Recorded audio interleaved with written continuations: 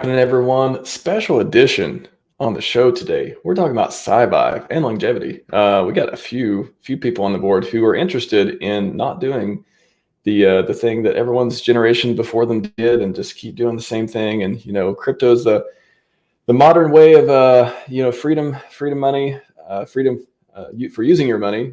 Fix the money, fix the world. But today, I'm excited. I always like to have these conversations to talk about actually not only saving your pocketbook, as I like to say, Arch tries to do, but saving your own life, saving your friends and family. Richard always talks about his dog. He wished he could save his dog. His parents, his grandparents, all that stuff too. And I think that's something that always struck me from following him over the years, and just knowing his mission for longevity and really what he wants to do there, and then getting people in the community involved and interested in this stuff. I think it's one of those concepts that's just so hard to wrap your head around. It's just so hard to believe, and nobody around you wants to believe it either, that it's just not, I don't know, it's just not that cool thing. But I hope it becomes that one day. And I hope these conversations sort of help people, understand that if we work on it, it is, I think the car analogy, Albert de Grey talks about this a lot of, maintenance and being able to repair yourself, and just, getting the funding to work on the things that can progress us and, help us live longer. It's kind of a no-brainer to me. Ever since I heard the concept, I never thought about it before. Ever since I got into the concept, I was like, yeah, that seems worth doing in the world. Like, that's a contribution I hope we all can make and popularize, and we can get into it. So anyways, today, awesome panel. Excited to bring everyone in. One person who I haven't streamed with yet, I'm very excited to see as well, who was able to join us today, Brent and Allie. We got SJ, Crypto Coffee, and Ben Dubard. Bring him in. Bang, bang, bang, bang. Welcome you all to the show. How's it going, everyone? Hello. Hey, everybody. Thanks for having me, Max. Of course, man. Woo. Of course. Ben, mic check. Ben missed the pep talk. How's it going? Sorry, mic is on. Nice. Awesome. Good, man. I'm actually really sunburned. I think I might have lost a few years because of that. Oh, no. Oh, no. Yeah, it hurts. It stings. It's like, we're going to help you, Ben. We're going to work on that therapy that's going to reverse your skin cells aging things. Sweet. You can tell I'm in the scientific part of this. I've been doing the research. No, not at all. That's why we have one on the show. But yeah, I'm glad everyone. So each one of you, I'd like Brent to go first, though, just to kind of introduce yourself. I know maybe not everyone in the community is familiar with you and your work as Sir Mr. Coffee or SJ or Ben, but yeah, Brent, can you just kind of introduce yourself? How you got introduced to the community? I saw one of your streams with RH back in the day. I think I clipped one of them, even put some on the channel, I'm sure, as well. But yeah, how did you get involved in this community and longevity? And then we'll kind of go around and get into some of these topics. What up, Scivivers? Excited to be here. Thanks for inviting me. Yeah, I did a longevity stream on Richard's channel in December of 2019, I believe. So it was kind of right after Hex was coming out. And Richard had just got finished doing a stream with Roger Ver, and I had interviewed Roger Ver a couple of times. I think actually only one time at that point, then again shortly after in early 2020, focusing on longevity, bio-rejuvenation. There was already tons and tons of content of Roger Ver and Richard Hart on YouTube for years about crypto and everything there. So I knew that they were both into longevity. So I wanted to get them to start talking about that, because it's like, once we have orders of magnitude of money more than we need to live and be healthy, it's like, well, what do we do next? It's like, well, we try to extend life so that we continue to use this money for as long as possible and keep making things more awesome. And so that's just that background real quick. But to answer your question, I got really interested in this stuff around 2005 when my dad's mom was in a nursing home on 8 different pharmaceutical medications. She had COPD, which is chronic obstructive pulmonary disorder, emphysema because she'd been smoking since she was 13. She had Parkinson's. And looking back, knowing what I know now, she probably had multiple other aging-related diseases that were undiagnosed, like sarcopenia, which is when old people get really thin and frail. It's the wasting away of the muscle mass, which is actually like really important that you avoid that, to eat proper protein and keep proper muscle on, especially as you get older, about age over 40. I'm 38 right now, so it's really important for me to continue to weight train as you get older. In any event, I could go on and on, but the point is, it was just such a disaster. She was on 8 different pharmaceutical medications at one point, just to basically keep her alive. And I just asked myself, like, I hadn't even heard of, I don't think I'd even heard of Elon Musk at that point, but I was an early adapter to Elon. That's a different story. Around like 2010 is when I got obsessed with him. This is 2005, and just first principles, I'm like, is this normal? Is this how like history has always been? And the answer is absolutely not. We are actually in a pretty hellish situation right now, and have been for a few decades, unbeknownst to most people. We've done pretty good at getting people to live longer to a certain extent, but that's actually kind of data is skewed by childhood mortality, which we can get into, infant mortality and stuff like that, birthing. But and then it's like history is written by the winners, and it's so hard to know what is actually true with history because of how much we know governments lie, and history is written by the winners, his story, history. So in any event, I have my beliefs on all this stuff. And the point is that we are already in a bad situation right now. My aunt 3 weeks ago just died of an aging related disease. She officially died of Lewy body dementia and Alzheimer's. She was kind of diagnosed with both, and it was hard for the doctors to even diagnose her properly. She finally passed away, and is actually, in my opinion, kind of a good thing because her quality of life was awful the last few years of her life. Put a lot of strain on my uncle. And I think she's just regardless of what you believe and what happens when after you die, she was in a lot of pain, and she's not in pain anymore. So I'm sorry to hear that. Yeah, thank you. She was an incredible woman. She was the head librarian for like 30 years of a prestigious library in an affluent area in Dallas called Highland Park, where like Jerry Jones, the owner of the Dallas Cowboys, live and stuff. An incredible community. She was an incredible woman. And she was just retiring. I think she was probably forced into retirement because of this. And she basically had like no retirement. It was just robbed from her because of this disease.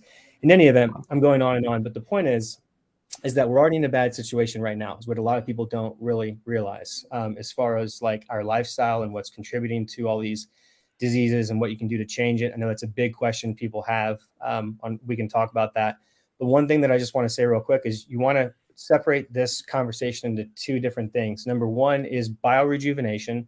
What are the type of technologies that actually exist right now and that we should be investing in and focusing on to invest in to hopefully create in the future that will actually rejuvenate us and get us to reverse the biological aging process and keep us basically at like 25 years old biologically, where we're young and healthy and everything. So there's that conversation. Then there is what is actually available right now for us to do to live as long and healthy as we can without like biorejuvenation. And I don't want us to get those two things confused, because that's what I so often see in this community happen, of one entity or person is thinking that they're talking about longevity, what you can do to live right now healthy, and somebody else is talking about biorejuvenation, and they don't really even know that, and then they're like bickering at each other. So this stuff is complex, and I think we need to use as scientific and accurate terms as possible to kind of make sure that we're all understanding things properly. So I've talked a lot. I don't know how much time we've been planning to do this long live stream for, so I'm going to go ahead and end it there. No, I'm glad you made the distinction between the two too. That's something that I need to pay more attention to as well. I've interviewed Aubrey DeGray too, and I tried to frame my questions as best as possible to make them accessible to the general people who don't know much about it, but also make them more like, okay, so you don't get confused. You don't start like talking past each other when you're having different ideas about stuff or and then there's a whole rabbit hole of like, okay, if it's even possible, when is it going to happen? It's going to be in my lifetime, as my kids, what am I investing for? If I buy the index, Richard talked about the longevity index or the biotech index, like who's it going to benefit? Everyone has the different incentives too. So it is definitely one of those messy things that it is good to zero in and focus on certain areas, which definitely I'm going to circle back to. Bio-rejuvenation, and then what is available right now without bio-rejuvenation. So those are two key points on that.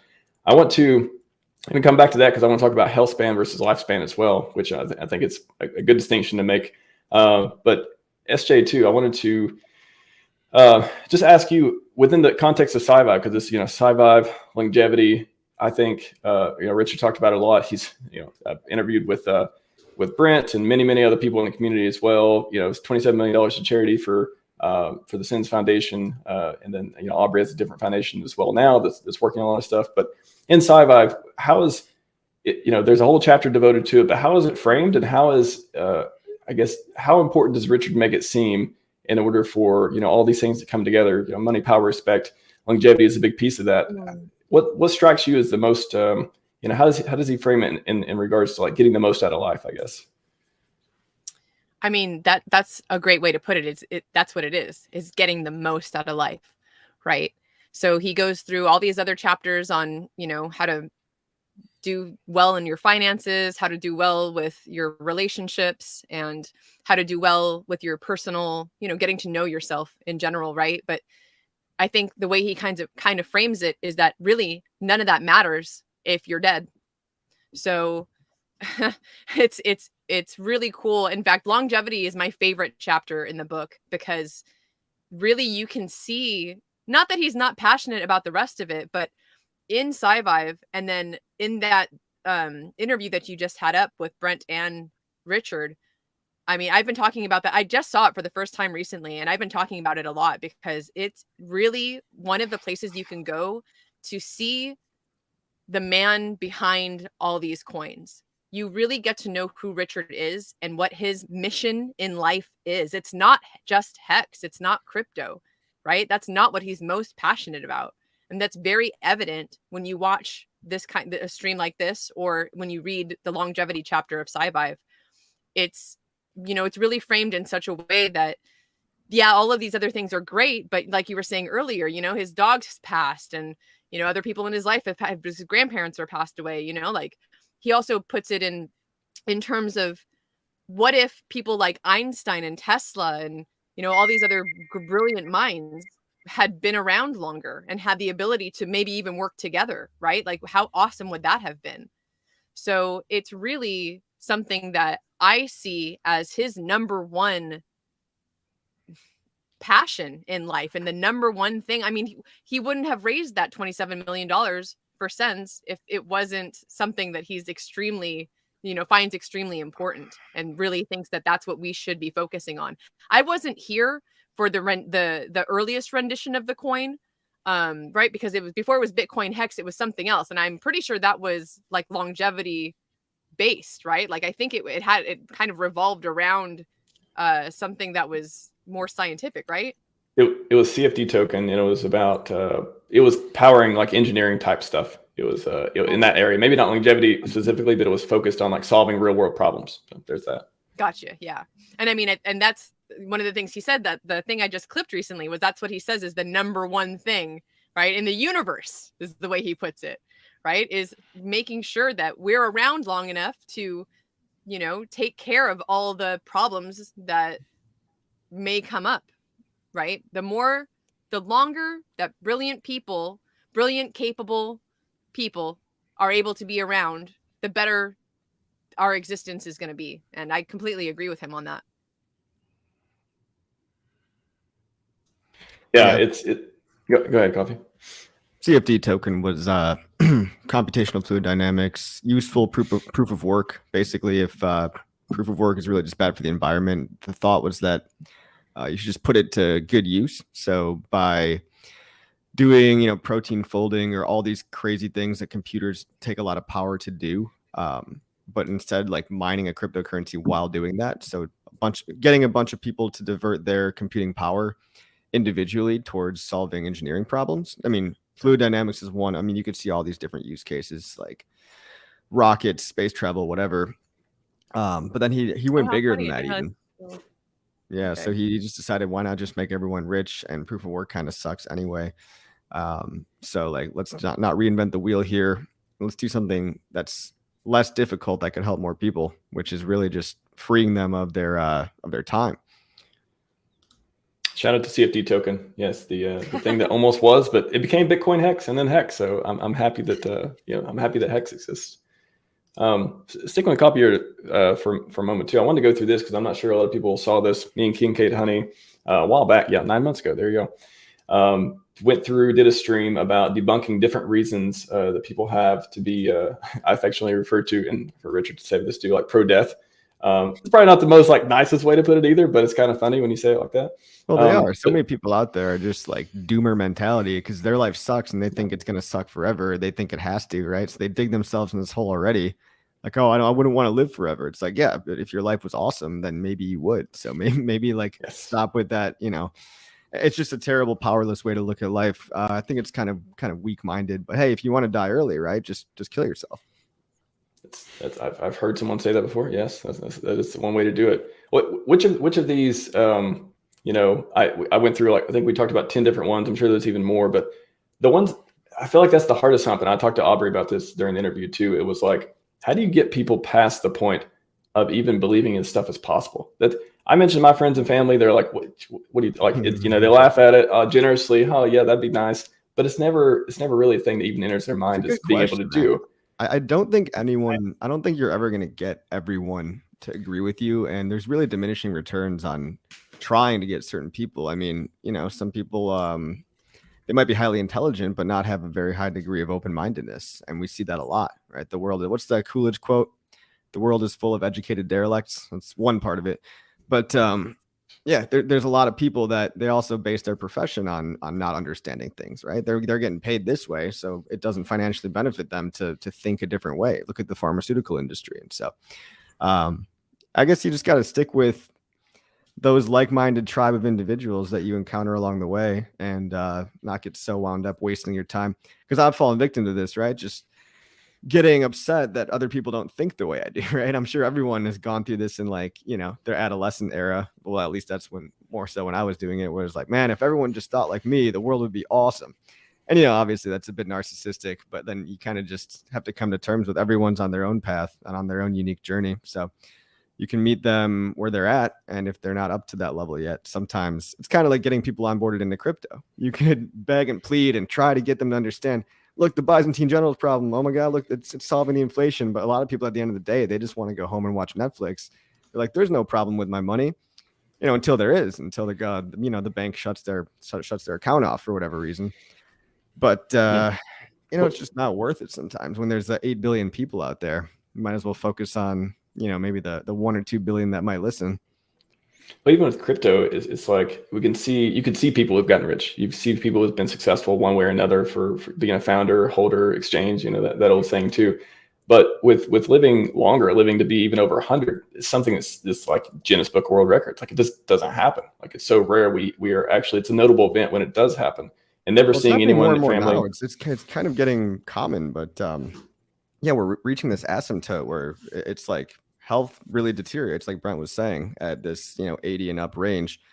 So being a centenarian is not like an incredible feat anymore, but being a healthy centenarian is more so the respectable thing. And how do you get even past that? Because it seems to be that a lot of biological systems break down around that 80. Like, whatever we're doing now is not buying us more time. Like we can buy us more health up to a certain point, but it's just that seems to be the struggle, is going back to the rejuvenation versus not.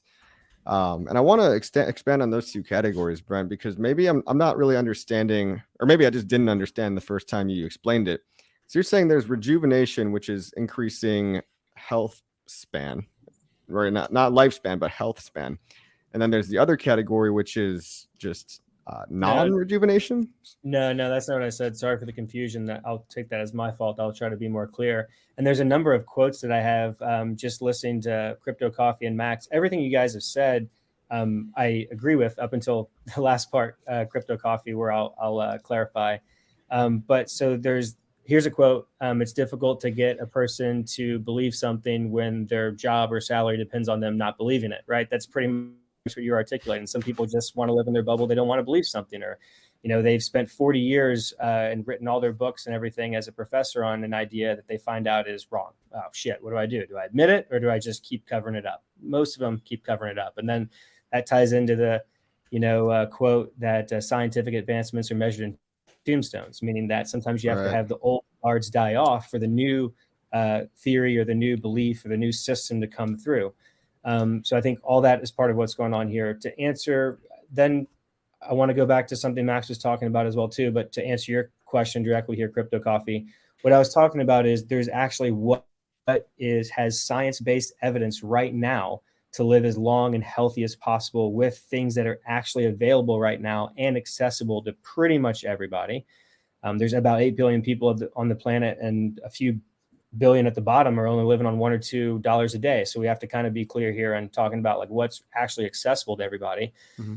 There's that. Then separately, there are very expensive, esoteric, up and coming bio-rejuvenation technologies that theoretically we believe are going to help us actually reverse biological aging in a meaningful way.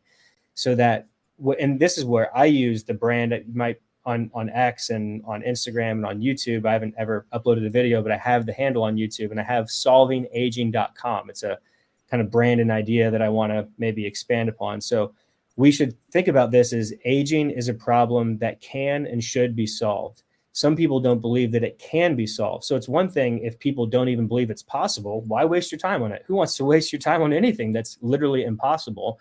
So we have to convince people that aging actually can be reversed biologically, and that it is a problem. A lot of people don't even think it's a problem. So we have to first convince people that biological aging is a problem. Well, now religion kind of, I mean, not to tangent, but too much, but yeah. So go ahead. Real quick. So I think religion has existed for thousands of years in a way to enforce the pro-aging trends. So for thousands of years, we've had basically nothing that we have to actually reverse biological aging. And we still don't really yet, but we're on that precipice as we're kind of talking about.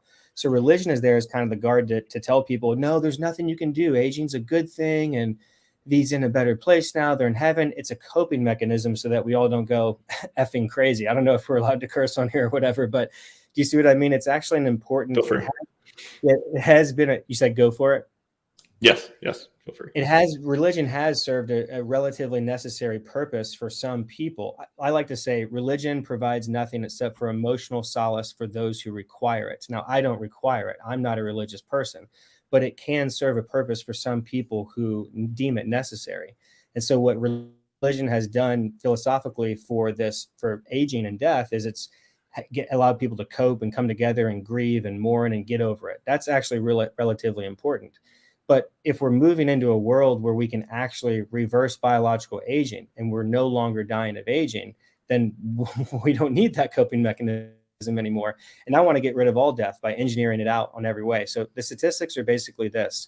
We have about 8 billion people on the planet, if you believe those statistics, and I think that they're relatively accurate. I've gone into it to make sure it's not some giant scam, in my personal opinion. And we have about 150,000 of those humans who are dying on an average day globally.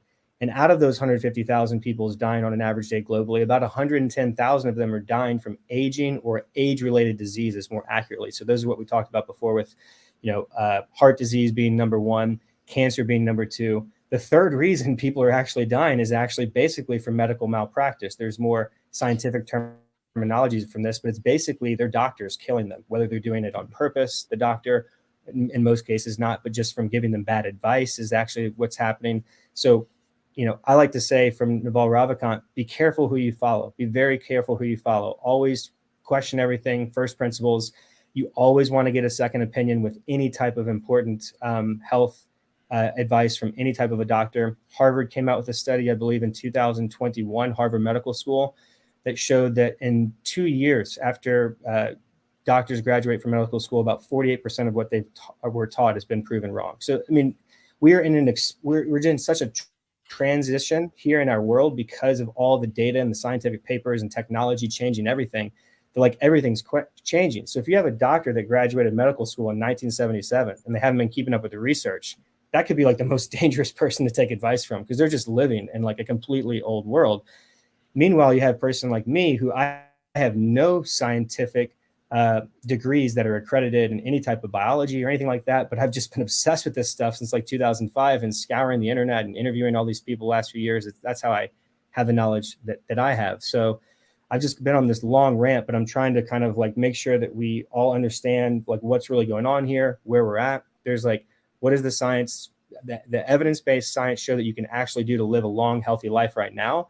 But there's what's called maximum lifespan, which is agreed to be about 122 years old. There's no scientific accredited, documented cases of any human living past 122 years of age. In fact, the oldest woman that most people believe has lived to be 122, her name is Jeanne Calment. She's French. Yeah. And a lot of people believe that there's good evidence that it was actually her daughter that assumed her identity and that she actually died way before that because the French government, like the U.S. government, has, a social security. The government. If you want to get mystical, there's some yogis in, the Himalayas and stuff that are alleged to be 800 or 900. But, one thing that they got right, I think, and at least in the Hindu religion is eating less in general. And you talk about the accessibility, right? And just the less you intake, the less your metabolism has to churn through shit every day.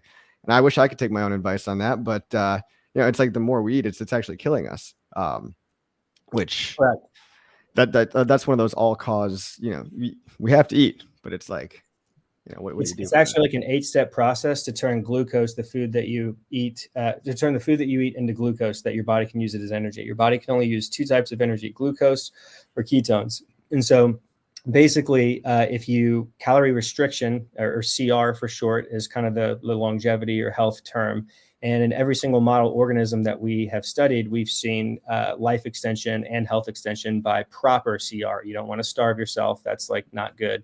But there's that. But then it's also sleep, right? These things are harder to study, like the quality of sleep that you're getting. We are just recently started to have the proper type of sleep science where you can actually put somebody in a lab and with these really advanced technologies, study, their brain waves, all sorts of things, and know what kind of sleep cycle they're going through, to know what type of sleep quality they're getting and how it's affecting their life. You have certain things, like I have my Apple Watch, I have my Oura Ring to track my sleep, but those aren't particularly accurate. There's, debate over that. I've interviewed sleep scientists to kind of learn more about that, but I'll just say, I think sleep is the foundation of health. It's the number one thing that you can do to improve your health right now and live as long and healthy as possible, increase your health span, because that's actually when our body rejuvenates the most, is when we're sleeping.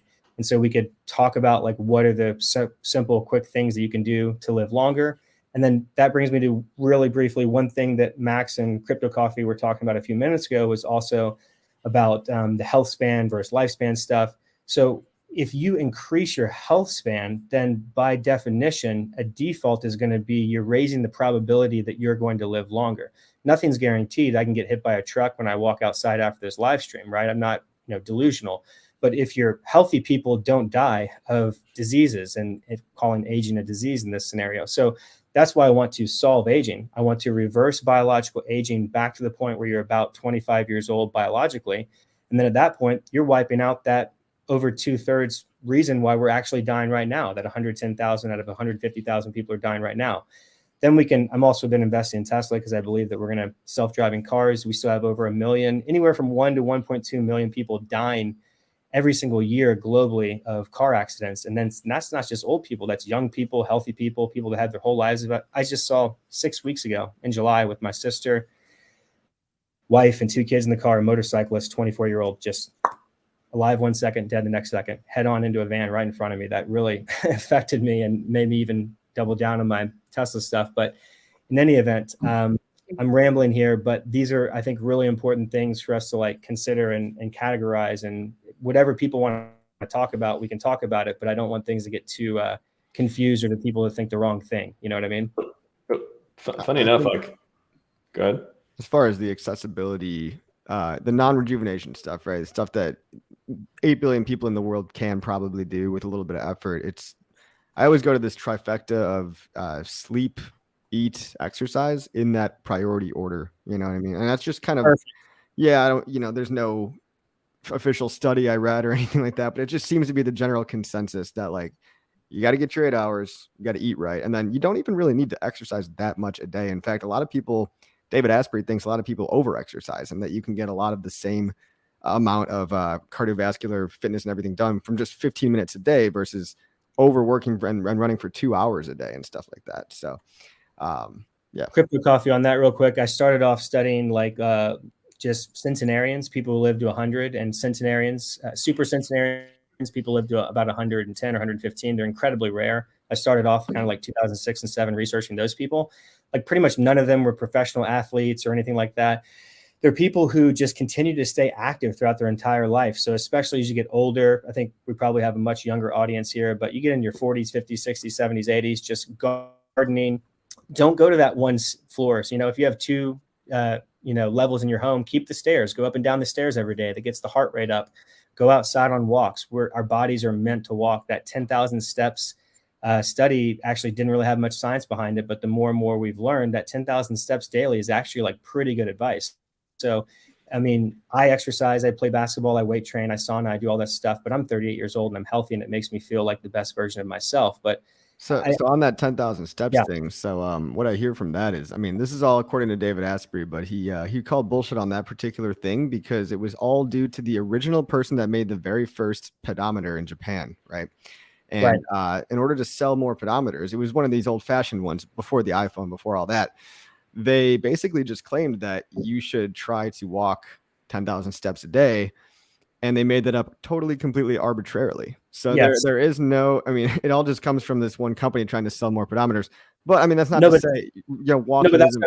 Go ahead. That's what I was saying real quick. That's what they found back then. And I've heard David Asprey talk about this. Maybe you saw an older interview, or maybe you just didn't get to this. What they found in the research over like the last decade is that just by chance, I think that 10,000 steps a day has actually turned out to be pretty accurate. Oh, okay. Healthy longevity. But yes, it was originally just made up for marketing or whatever. Yeah. I assume it was marketing to sell their product. Yeah. And that's like what, 5 miles. So, and you could walking is really, really good for people. And not really all at once, and that's the whole point. If you look at these blue zones, we can talk about blue zones. There's a great Paul Saladino, Carnivore MD video on YouTube from about maybe a year and a half ago, where it's called Blue Zones Are Bullshit. And I thought that was actually a really good video, but they're not completely bullshit. He's just talking about the fact that they don't eat very much meat is bullshit. And he talks about why. Highly recommend people watch that video. Cool. But I investigated the blue zones, back in like 2006, 2007, and Dan Buettner, who's, been the National Geographic guy, who's blue zones is his thing. There's a lot to learn from it, but it also is a little bit of bullshit. And I know that there's a show on Netflix right now where it's blowing up. I haven't seen it yet. It's complex. We could talk about that if you want to, but really the key things for me of the blue zones are not really their diet. That's part of it for sure, but it gets way too much focused in nutrition. It's the fact that these people in these blue zones, they clearly seem to be living with purpose. They have a really strong community. So there's social hallmarks of aging, which that's been studied at Stanford. And we did an episode on Lifespan News about it. I think it's really important to have great social connection and wake up every day with a purpose, positivity. If you're happy, you're going to have all these healthy hormones coming out, being produced from your body every day. That's the placebo effect, essentially. If you think that a sugar pill is good for you, then your body creates those hormones to make it good for you. The opposite of the placebo effect is the nocebo effect. If you're constantly down, depressed, you're just going to be upregulating all these horrible hormones like cortisol, which is horrible. Cortisol ages you faster. It ages the skin. It ages every organ. Cortisol is meant for little tiny bursts to get you through acute areas of stress, not to be chronically dumped out all throughout the whole day. And that's what we talked about with those people earlier, like, I don't want to live longer because their life sucks. And that's a real problem. We want life to get better for everybody. I don't want to just live a billion years and have all these other people life sucks. Well, that's caffeine too, man. That's like, cortisol, adrenaline, or adenosine dump daily in the morning. I mean, I drink a small cup a day, but I know people that will drink intense amounts of coffee throughout the entire day. I'm pretty much leaning towards the fact that I shouldn't even really be drinking coffee every single day, even though I do. What's your opinion on that? Andrew Tate says he drinks about 10 cups of coffee a day. And sick, bro. Fuck yeah. I think that's nuts. I mean, he's Andrew Tate. I mean, it seems to be working for him for now. He's also like 36. Let's see if he's doing that when he's 46, 56, 66. He looks good for 36. I mean, he does look good. But like he also smokes a cigar. I mean, and also nicotine on itself is not bad. Like Native Americans use nicotine medicinally, nicotine patches. That's one thing versus smoking it. Correct. But I'm not taking my medical advice from Andrew Tate, but he is pretty fucking jacked, so I don't know. Yeah, there's also just horrible chemicals in cigarettes. It's not but the tobacco has gotten a really bad rap for sure. Yeah. I want to circle back to Ben here too, because I had a question I want to pose to everyone, but I think I want to kick it off with Ben, which is just to frame. We're going to get into different areas of the science and and research and rejuvenation otherwise, but just the philosophical side of this too. You guys kind of hit on that with, you don't. Maybe a lot of people don't want to live longer because their life is like, they're like, oh, why do I want to live longer? Like, life kind of sucks right now. Is it ever going to get better? Am I just going to not enjoy another 200 years? That sort of thing. Ben, what do you think? Like, why is it? What got you interested in even the concept of doing this and like the different treatments or therapies and stuff too? And why is it like? What do you think if you had more time you would do with it? Like, how would you handle that? Yeah, that's a good question. And I just want to say I've really been enjoying Brent and coffee. You guys kind of going back and forth. I feel like, I'm not really an expert on this topic, but I've been invited here and I'm really happy to be here. But yeah, I mean, I used to be the kind of person, like I would just kind of like want to die. Like I'd be like, oh man, I hope a truck runs into me and kills me today. Or like, oh yeah, I want to like, oh, what if I just drove into that truck head on? Like, oh, but what if it didn't kill me? That would suck. Then I'd have all these even more problems than I already have. Crap. But it's cool you mentioned Naval because a friend of mine was like, hey, I think you'll like this Naval guy. You say a lot of this stuff. You seem to like say a lot of the stuff he's all about, which I was always like, oh man, like we could do our own thing. We could like be successful doing something. And it was his How to Get Rich podcast about like ethical wealth creation. It's weird. It's like I used to love the idea of like getting rich and having lots of money. And then I think maybe it was college or something. Yeah, How to Get Rich Without Getting Lucky. I went to college or something. And then all of a sudden I was like, oh, I'm just going to be like broke forever and everything sucks. And then that podcast really helped me a lot.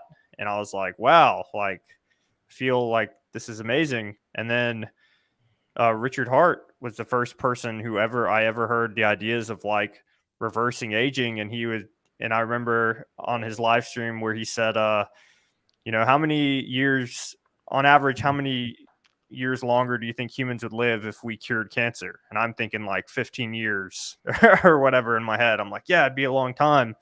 Like curing cancer is so important. And then he was like, I think it's like 2 years is the answer. It's 2 years.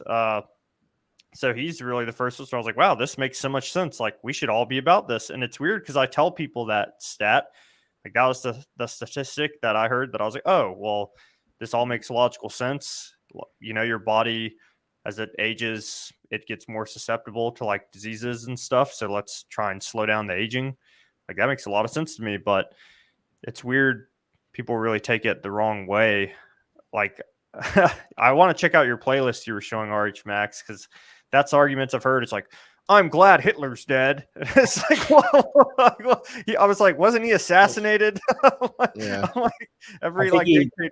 I think the mainstream is that he killed himself when they thought down in the basement when they thought he was coming. I'm half Jewish and I've studied Hitler and the Nazis a lot. And it's a pro-aging trans, unfortunately, is what these people have. And unfortunately, we've been negatively programmed in so many ways from our culture and our schools and the people around us. But How to Get Rich Without Getting Lucky. It was a tweet storm from 2018. I think Max put it up there on the screen, and it really improved my life as well too. I've listened to that podcast on YouTube on Naval's YouTube channel 4 times. I listened to it again about 8 months ago.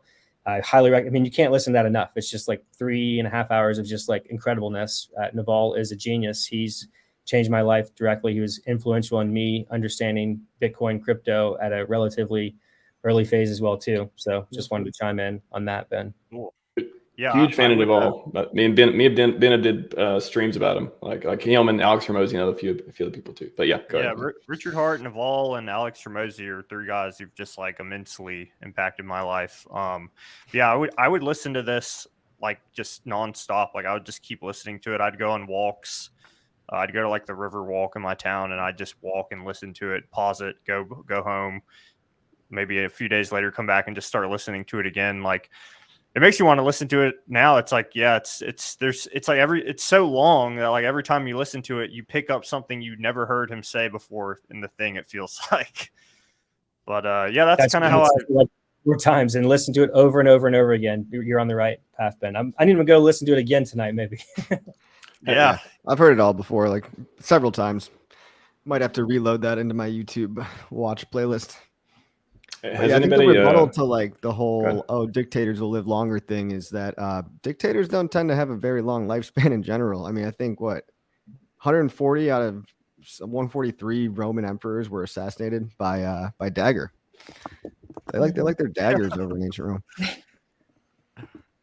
And I'm going to send Max this to you. So I was a volunteer for Lifespan News for a couple of years. I helped start that show in 2020 with Lifespan.io. They're a 501c3 nonprofit dedicated to healthy life extension research and advocacy. And so we did an episode on dictators. And so I'll send that to you, Max, if you want to share it. I thought it's pretty good, and the thumbnail is pretty cool. It's one of our little science nerds guys who does the show like dressed up as a dictator. It's kind of funny. Yeah, please send that to me. And before we get off Naval real quick, has anyone read? So this is the book I've listened to 6 times, I think, 5 or 6 times. I've used to listen to it before I went to bed sometimes, or even fall asleep going to it. The Almanac. So it's basically a tweet. Eric Jorgensen took a bunch of Naval's tweets, how to get rich, podcasts, all that stuff, and then made a book out of basically a lot of the tweet storms and content otherwise. And it was blessed essentially by Naval. And it's one of my favorite. I mean, how to get rich without getting lucky is, I listened to it a few times, but this book is like really a concise way of putting everything together that I really like too. Has anyone read it or listened to it yet? Just curious. Yes, it's really good. Not yet. Yeah, I'll put it in the chat. Anyone interested? But yeah, Brent, if you want to send that to me, I will. Oh, there it is. I just put it in the private chat here on StreamYard. I know SJ had a couple of links. Basically, all these things are really important. I recommend this that Max is putting in there. We did a lot of work on Lifespan News in 2020, 2021. And Emmett Short is hosting it now. He's a great YouTuber, comedian. He's a way better host than I was. I learned a lot hosting. You can see me improve from like 2020 through August 2021 when I stopped. I got better. I learned how to edit and be on camera and kind of talk faster. I was reading off the teleprompter. I was awful at first, but I got better. The show's gotten better. Emmett's awesome. Highly recommend you guys like subscribe to this channel that Richard's putting in here. But basically, like if people want to be deprogrammed or understand the stuff logically, like watch these videos in here. There's different playlists for like immortal dictators. There's a playlist about overpopulation. All these things have been thought through thoroughly by very, very intelligent people for many, many years. There's no problem with population. We're going to be fine. Population is dependent upon the carrying capacity of the earth, aka technology. It's what technology do we have and who's it going to get distributed to? We still have a hell on earth in North Korea right now. It's a complete prison state propped up by China and Russia. We could go out into that. You have the Congo where they're mining cobalt and the dictators there and that horrible government with slave labor, child labor. There's horrible things right now. I'm not ignorant of that or denying that. That doesn't mean that we shouldn't work on life extension, because one thing that was asked of Ben, well, what are you going to do if you live longer? Like, do whatever you want. You can have 12 different careers. You can have 97 billion different careers. Like, who knows? There's no limit to this. And the whole heat death of the universe, like that's all just theoretical. We don't know. So I don't even talk about living forever. We should just the goal should just be stay as healthy as possible for as long as possible and work on solving aging. That's just the way that I see it. And that's, I think, the best way to kind of communicate it and think about it so that you get the least amount of objections coming back at people, because it's so logical. Like if you're against that, you're kind of against life, and then that's a whole. Well, some people are more logical minded anyway. They're more thinking, and other people are more feeling. And a lot of people will feel the way their current life is now, and not be able to imagine or visualize a life where that's not, where their reality is different. And so, I know a lot of people in life that it's like they haven't been afforded the time to think about something like purpose, right? And a lot of people, they're very happy in third world countries, and they're just happy. They're very family oriented, have a community, and they're making $1 a day. So what's the difference between that and like a highly depressed guy in an office job in Chicago, for example?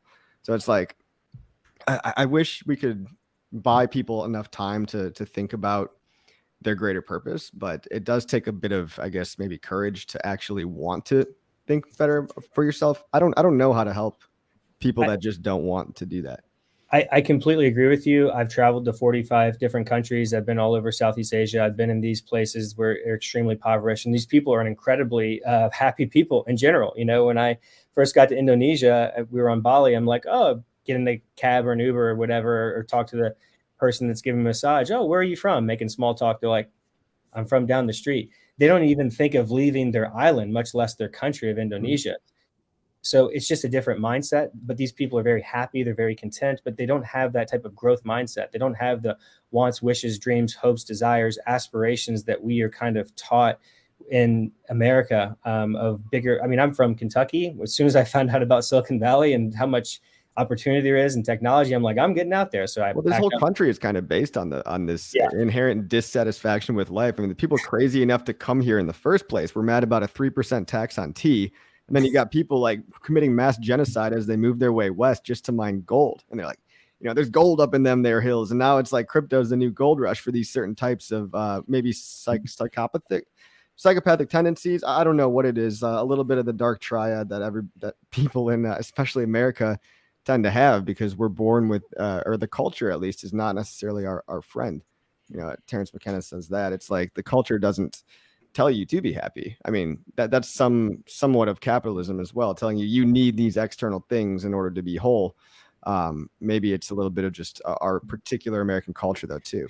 But maybe we wouldn't have invented these amazing things if we didn't have this dissatisfaction either. So we almost surely would not have. If you look at these countries that I was talking about, these people that are very happy and content right now, they're not exactly like the tech haven of the world. Right. We have the highest GDP per capita, and I mean, yeah. It's trade-offs for sure. And I'll say real quick, I read this book in like 2010 by this Harvard psychologist called Stumbling on Happiness. And I think there was a Netflix series about it as well too. Highly recommend it.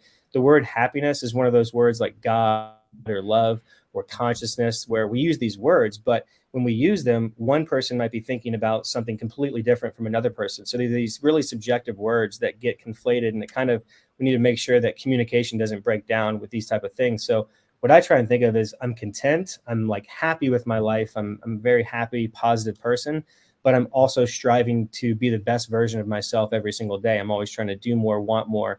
And you need that balance, right? And I think happiness implies like the constant state of orgasm, like Richard mentions. It's like, no, but you wouldn't know happiness if you didn't experience sadness. And it's more about maybe getting your baseline sine wave into somewhat of a reasonable range, so you're not manic depressive. But I like the word complacency a lot better, because that's kind of an internal peace of mind. I think that's what people really want, is just like inner peace, rather than this I need to be thrilled and happy all the time. Then you'll turn to drugs and things like that. I like the way that Naval talks about it here too. Where he describes unhappiness or happiness. Desire is a contract you make to be unhappy to get what you want. Have less desires. It's kind of like, the way I look at it is you got to choose. Like, oscillate. Richard talks about too. Oscillate throughout life, different stages of happiness and otherwise. And if you really want something, you kind of got to be unhappy for a while, because that's your desire. It's pulling you towards something. It's taking your peace away because you're sacrificing it for something. So I like the way you talk about it, right? It's like there is suffering or whatever. Like to want is to suffer. I don't know, something along those lines. Probably butchering that one. Yeah, one thing Tom Billier says is like, you will suffer. So choose your suffer. I think Liver King talks about as well too, regardless of what you think about those people or if you even know them. The point is that you're going to suffer. Do you want to suffer now by doing that cold shower? When I do a cold shower in the morning or a cold bath, it's never fun. It always sucks while I'm doing it. It's cold, it's miserable, but I'm suffering now so that I don't suffer later, because I understand the science, or at least I believe I understand the science of cold shock proteins. The sauna for me is fun. I do it about 4 or 5 days a week. I'd love to do it every day. I just can't get to the gym and do it every day. It's normally good for about the first 15 minutes. That last 5-10 minutes, when I'm super hot and I'm dying and there's a chemical, I can't think of the name, that's spitting out of my brain telling me like, it's too hot, get out of here, get out of your environment. There's a chemical your brain produces. Lactic acid? And that's hitting. No, it's not lactic acid. It's a chemical specifically when you're overheating. And so my last few minutes in the sauna, when I'm at like 190. Heat shock protein? Your body's always producing heat shock proteins, but it's a different chemical. Okay. I can't think of the name of it, that your brain produces. And it's specifically telling you, like, get out of this environment. It's way too hot. Get to a cooler place. Yeah. And so you'll know, like, if you do like 190 degrees Fahrenheit sauna, like I do, 15, 20, 25 minutes, those last few minutes are tough. And it's because your brain is producing that chemical. My point is, when you're in that state, it sucks, but you keep powering through. You're going to suffer now so that you don't suffer later. When I'm done with that cold shower, when I get out of the sauna after 25 minutes at 190 degrees, the next few minutes, I feel like the best version of myself, because I have upregulation of norepinephrine, noradrenaline, I have endorphins, I have all these certain chemicals that my body's producing on top of the heat shock proteins and the cold shock proteins and what those will be doing for me long-term and the benefits of them. So I agree, like this idea of like that we're just always going to be happy. No, like it's really difficult to even communicate this stuff with the language that we have. It's kind of a whole stream. But I wanted to say one thing incredibly briefly about what Crypto Coffee said before when it comes to people who think more emotionally compared to people who think more logically, because that's really important. And so with me, I have a corporate communications degree, and then I was in sales in Silicon Valley for like a decade. So you always want to talk to somebody in their language. So when you're communicating with somebody who you have determined to be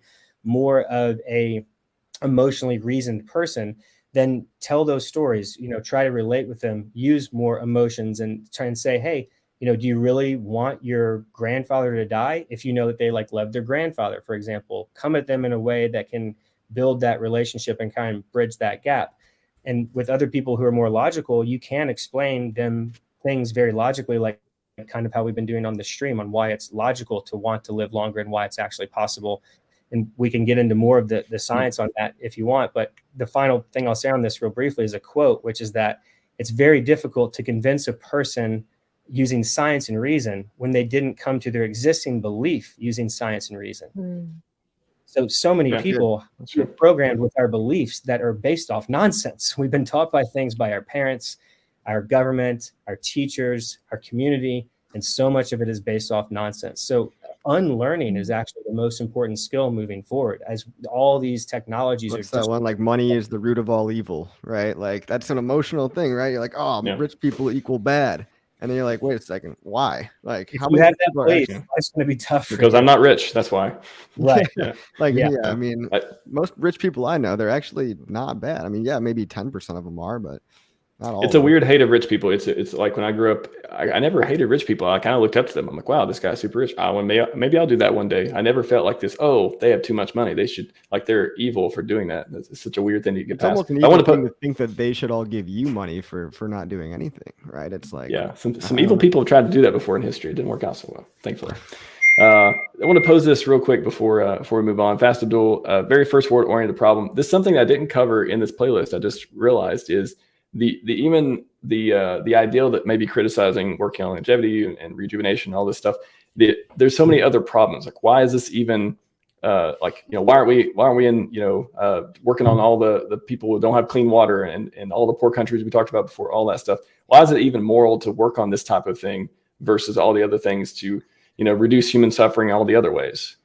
I think we mentioned, what I said before, those statistics, 110,000 out of 150,000 people are dying from aging or age-related diseases. So it's already accounting for more than 2/3 of the death on this planet. But I didn't even get into the suffering, right? So typically people don't just die of an aging-related disease. Sometimes they do, like heart disease, but most of the time it's years, if not decades, of horrible atrocities to their life and their friends and families and colleagues' life leading up to that. So that's the example of my aunt, for example, that just died about 3 weeks ago.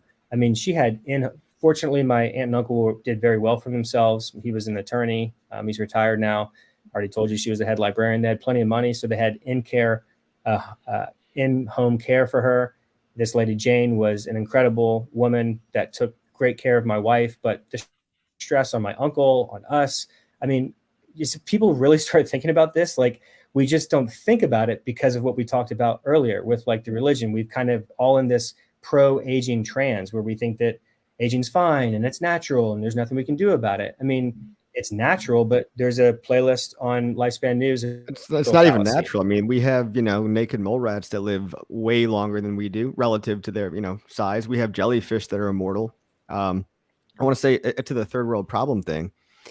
First world problem. I mean, it is, right? We are the people like thinking about this. We're, the billionaires in Silicon Valley are investing into longevity, not necessarily people in Africa, India yet. I'm sure they will be working very hard on it, like very soon, in fact. But I guess it's a question of, don't you think that if people were afforded, most people in other countries that are not on our front door are plagued with problems like famine, war, violence, and scarcity, basically. And these things may go away. I believe they might go away if people were not so concerned with death, and if it wasn't kind of like a race to see which monkey could be the top dog before they all get buried 6 feet underground. If that was like not an issue, we all had like a level playing field, maybe there would be more empathy. Or maybe that's wishful thinking, and maybe psychopaths are going to be psychopaths no matter what, but maybe those people get phased out of the gene pool eventually too. I guess, what are your thoughts on that? I mean, that stuff is super complex. I want to just real quick address the original question by whoever said that, and Max just posed it. There's tons of problems on this planet. I've mentioned a few of them with child slavery, North Korea. Like, I'm not ignorant of all the crazy problems on this planet. And anybody who wants to work on those things, like, have at it. That's great. I commend you. I might even potentially want to help or invest in your company or get involved philanthropically. Like when I see kids slaving away at cobalt mines in the Congo, it's awful. And I've been a Tesla investor since 2012, and I own 3 Teslas and stuff like that. And I love Tesla. But there's trade-offs with everything. There's always trade-offs with everything. And so I just throw out that data that right now, biological aging and age-related diseases is by definition, unequivocally, objectively causing the most suffering and death for humans on Earth. And it's really not even close. So if you believe that we can solve aging or make meaningful advancements to reverse biological aging, then why not get involved? I think that's pretty logical. If you want more of the emotional appeal, then go to the, grandparents or your parents dying type thing and try to appeal to people in that way. So, I mean, but sorry, go ahead, Crypto Coffee. Oh, I was kind of just agreeing. Like, I think if people didn't have, like, it's the primary problem to solve, because if people didn't have this ticking clock over their head, like, what was that movie where you could see how much time everyone had left? In Time. Okay. Yeah. So I actually like that movie. If we just reset all those clocks, then maybe we would have a world with more empathy, because we could then choose to solve all the other shitty problems out there, human trafficking and war and drugs and all this stuff. Like, I don't know, but it all starts with, I think a lot of the problems to begin with come from the fact that maybe life is finite. So maybe a psychopath will say, well, nothing matters, so I'm just going to be, an evil dictator. I don't know.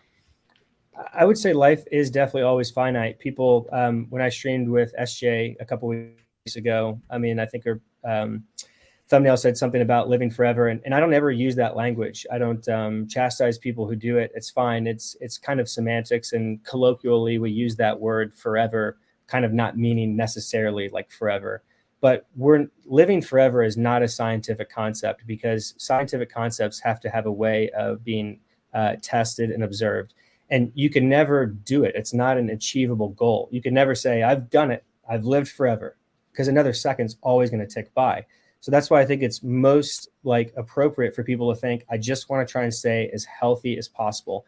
And the best way to stay as healthy as possible is to stay as biologically young as possible, and at a good BMI, like a good weight for your body and stuff like that. There's other sorts of things like, communicable diseases, like, coronaviruses, influenza, things like that, diseases, viruses. But in general, the best way to stay as healthy as possible is stay as biologically young as possible. So that's why there's so much venture capital and interest in Silicon Valley and stuff on trying to do that. And there's tests that we haven't even talked about on how to measure your biological age. And that's a whole wormhole. Doing that. But what have you tested? The Tally Health DNA tests every 3 months. Yeah. Cool. Just took another one, but I got mine down for 4 or 5 years, and then I have a feeling this latest one might tick up a little bit.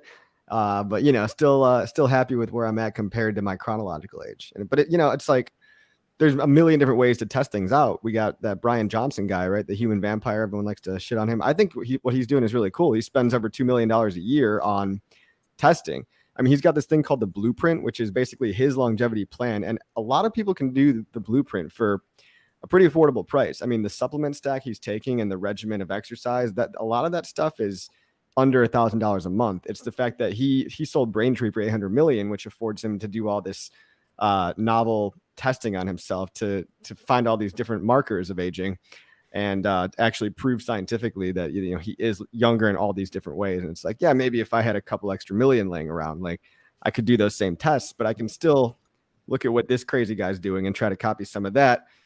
I don't know if it works out. I wouldn't necessarily want to be that boxed in by everything. I want to enjoy a cheeseburger every now and then, but and then it's like, do I though? I enjoyed a cheeseburger right before this live stream, and it was delicious.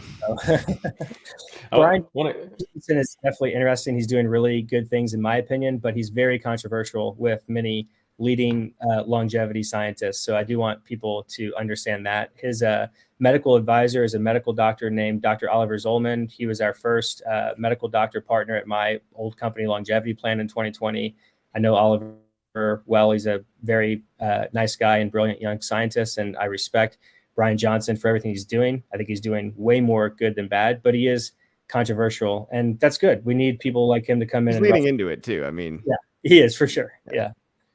Who's the other guy? There's like some other person that's doing. Oh, Alex Becker started getting really into it with his injections and stuff and red light therapy. And honestly, if I had my own mega mansion, I'd probably put a isolation tank in there, hyperbaric oxygen chamber, infrared sauna, ice bath. Stuff that we know is good. Because all that stuff is kind of attainable. You should want to have a little bit of wealth for things like that, I feel.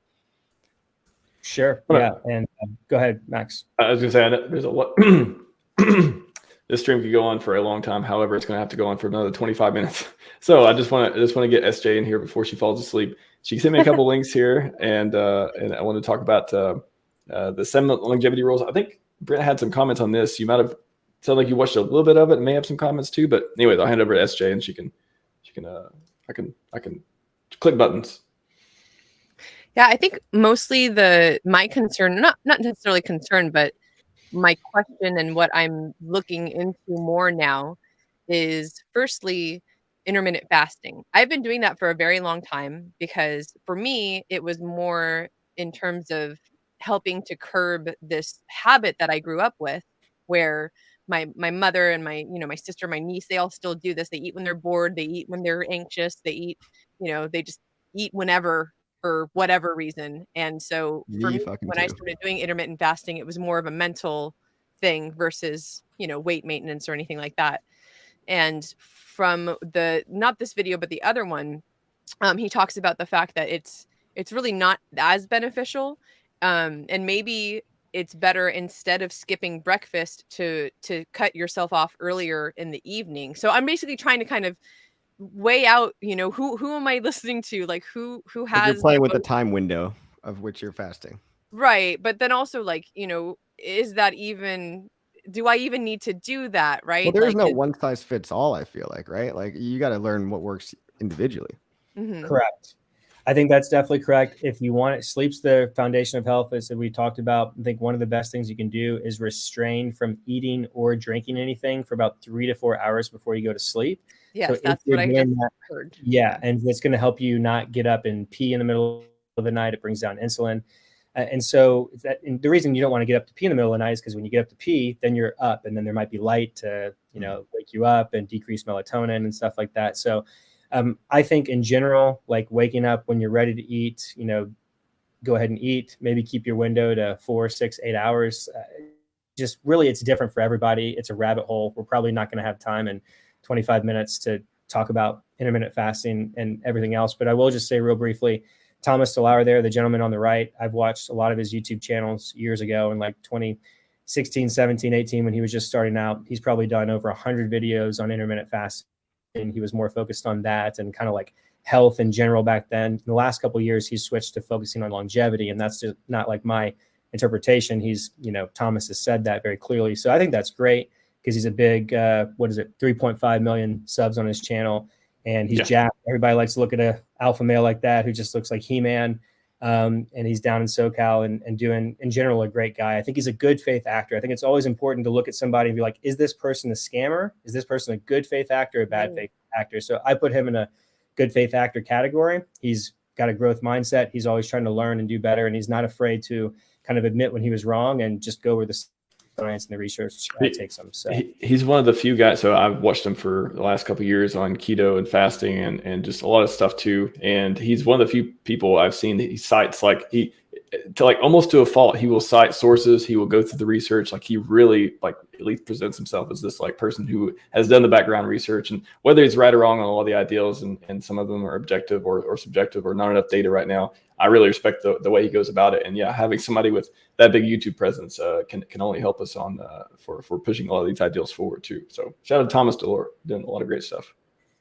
I had a random thought before I lose it. Just want to spit this out here, but going back to the very beginning of the stream, I remember Ben's got a sunburn, and I want to echo something that SJ taught me from a longevity conference that she went to, meeting all these crazy people on the cutting edge of so many different categories. There's like even women's longevity. Like how do you, if people are going to be living longer, how do you keep their wombs like being able to produce children longer? I mean, these are important questions that a lot of people don't think about when you think about longevity. But for Ben down here, not the woman's longevity, but I want to give you this new peptide called 0S OS01. I'll post a link in the chat, which is allegedly clinically proven to tighten your skin and heal your skin to make you look younger for a longer time. So, and if anybody in the chat is wondering about how their skin can look better, shout out to SJ for this hot tip. Stay out of the sun. And maybe that too, but this might not hurt. It reminds me of on anyone seen Liar Liar with Jim Carrey? When he calls the guy. He calls the guy calls and he's like pissed off and he's like, hey, this guy got in trouble for like the 10th time and he's like getting advice for him and he picks up he's like, stop breaking the law, asshole. Yeah. It's like, how you prevent a sunburn? Stay out of the sun. However, yes, that's a great. Well, once I want to talk about this video too because that's the other thing SJ wanted to talk about. But I did want to ask a question on the therapies and kind of wrap up with that. But yes, SJ, please. What do you want to go through on this one? I saw those a bunch of different reference for papers and stuff in this one too. Yeah, so that was the other thing.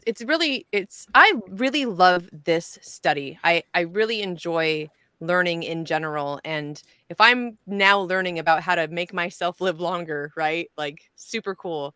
So I've really switched my mindset on so many things. I think me 5 years ago would not recognize me right now. And in one of those cases, it's protein consumption in terms of animal protein.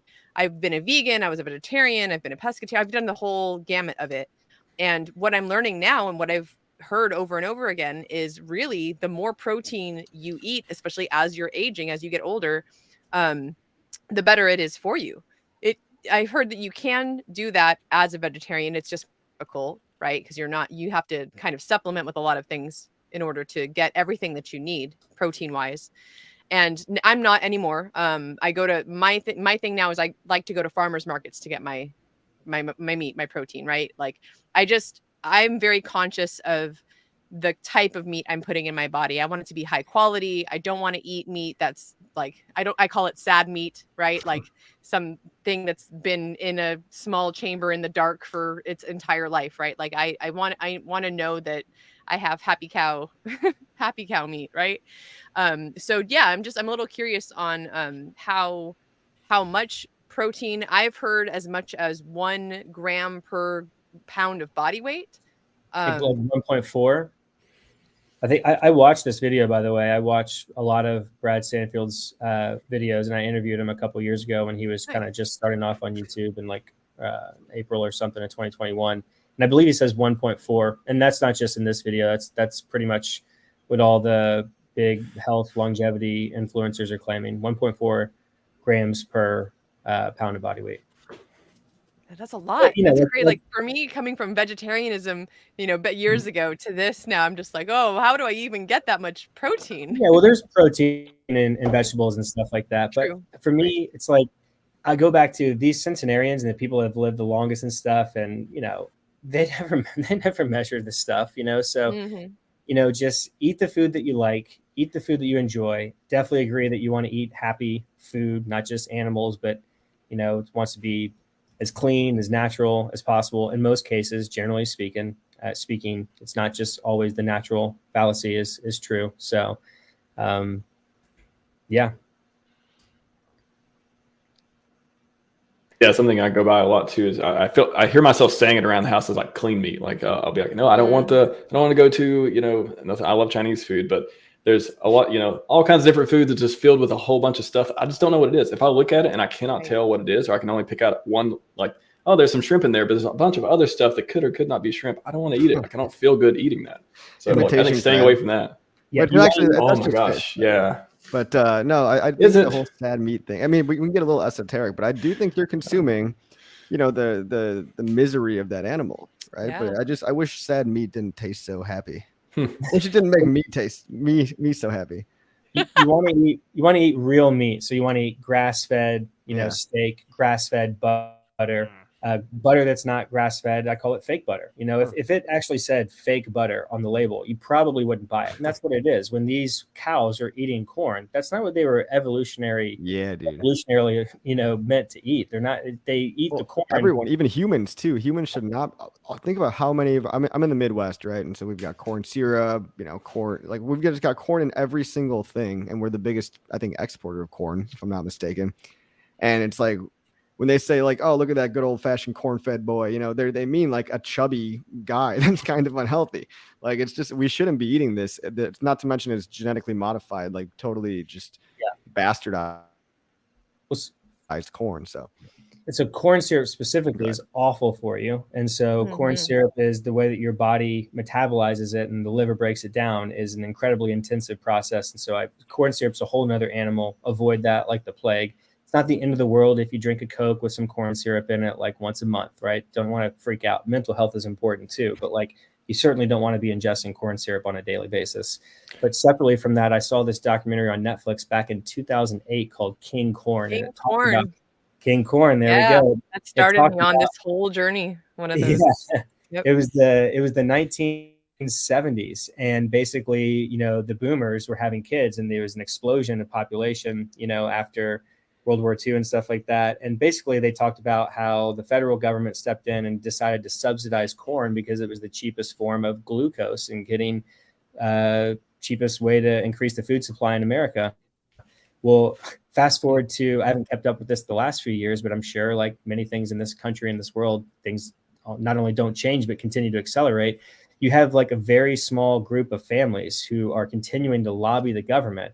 So it's just a scam because there's a small group of families that own like all the corn supply in the US. So they keep spending a certain amount of money, a very small fraction of the percentage, to lobby the government every year to continue and grow these subsidies for corn. Meanwhile, we don't have any problems. We have oversupply of food, and we are a huge exporter of corn because of this. But it's all fake. It's all subsidies. It's not real. It's tampering. It's politicking. It's not real economics. It's crony capitalism. And so it's just really sad and frustrated. It doesn't have to be this way. We even pay farmers like not to grow corn. Like this makes no sense, but it's politics, and it's, you know, these clowns wearing costumes. Wasn't it Monsanto? Or I mean, so Monsanto was bought out by a giant European conglomerate a few years ago. Oh, that's right. They did the classic crypto scam where like, oh shit, people don't like us anymore. Slap a rebrand on there. New name. Yeah. And I've been saying for years, my wife and I, that Roundup causes cancer. It's very clear from the studies and things. And then finally, it just class action lost. What was that, in 2020, a couple of years ago or something like that? It finally, so, you know, these conspiracy theories are becoming conspiracy fact, like more and more with not just, you know, crypto and finance and central banking, but also in food. So I wanted to say one thing earlier with all this stuff, technology, all these things changing everything.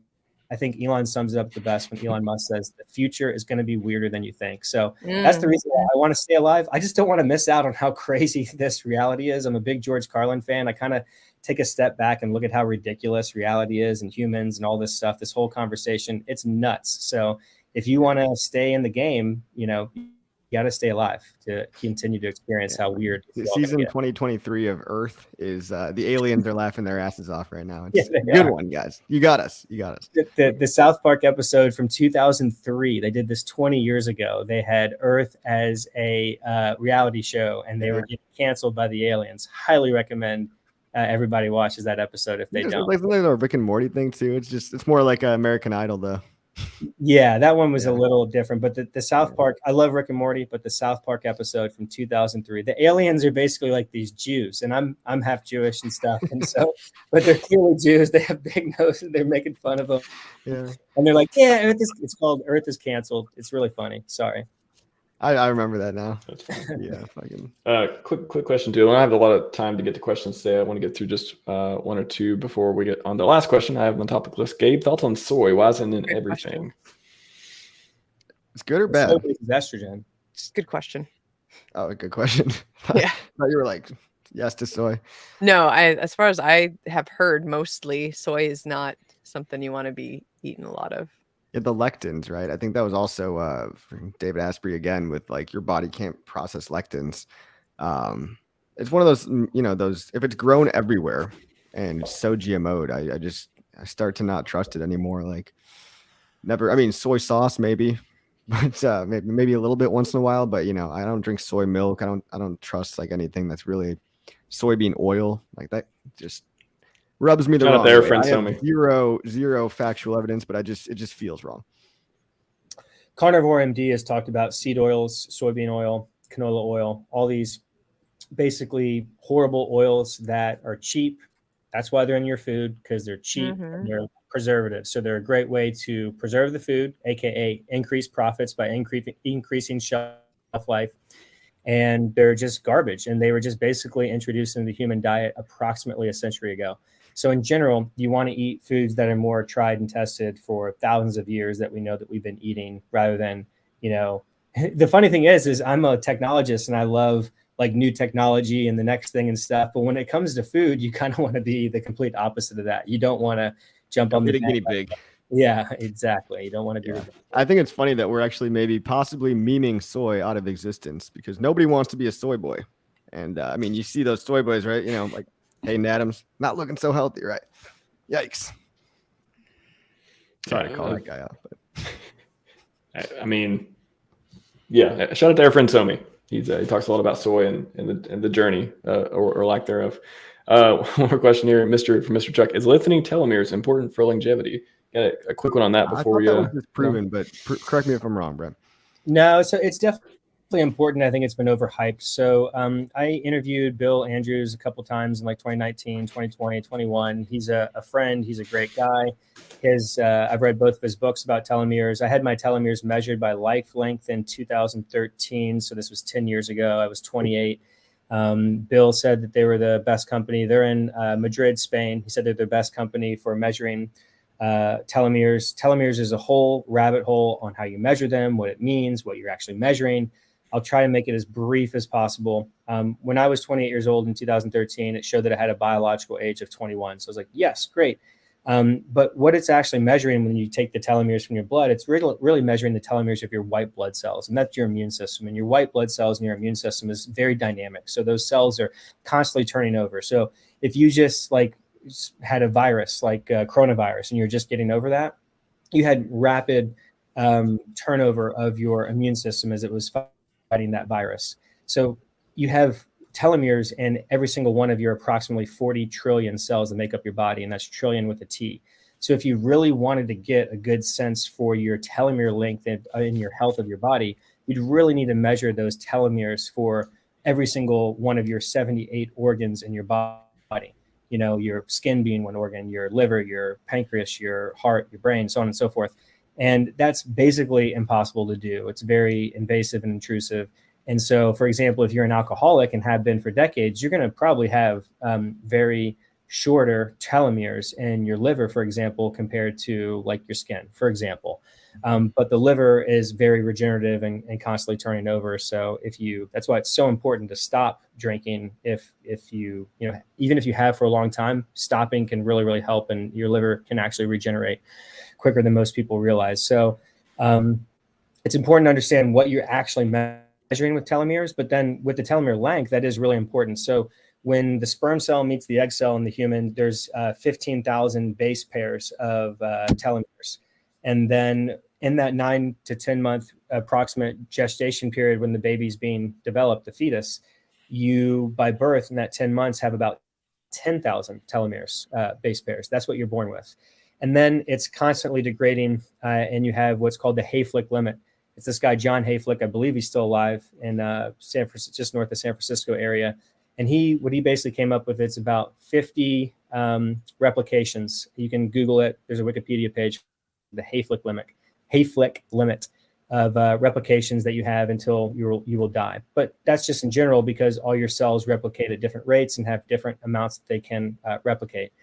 And so every time you have the cell replicate, you have what is called the telomere replication problem. So what that means is that when the RNA has to copy the DNA when your cell is dividing to create the new cell. When it does that end telomere replication problem is basically that the RNA can't copy those last like 50 to 100 base pairs of approximately those 100,000 base pairs of the code.